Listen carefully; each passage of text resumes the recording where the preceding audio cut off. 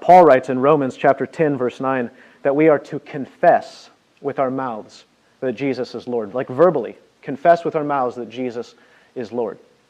The problem here, the problem I think that James is concerned with here, is that anyone can do that.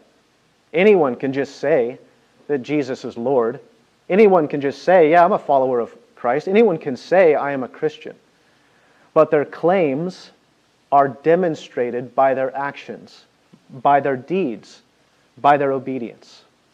A person's belief is revealed by their actions. Now, think about this from God's perspective from just a moment. That is, God makes claims and then demonstrates those claims. God claims that He loves people, that He wants to be merciful to them, that He wants to be compassionate to them, that He wants to forgive them, that He wants to draw them near to Himself, that He wants to adopt them into His family, that He wants them to be close to Him, and that He wants to be their God as a Father. He makes that claim all over His Word. But then He proves it by entering history in the form of a man to die for our sin so that we could be adopted into His family. And though there are many reasons for that, the most explicit and largest reason, I would argue, is God's great love for people.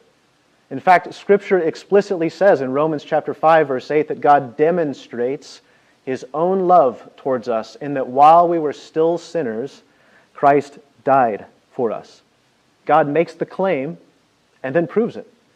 God claims that He has authority even over death. Again, all over the place in His Word. And then proves it by entering history and dying, crucifying, murdered, going into the grave for 3 days and then coming out the other side as though nothing had happened. Victorious over it. He makes the claim and then proves it, demonstrates it. And I would suggest that He is the only God that does that. The God of the Bible is the only one who makes claims and then demonstrates those claims in history.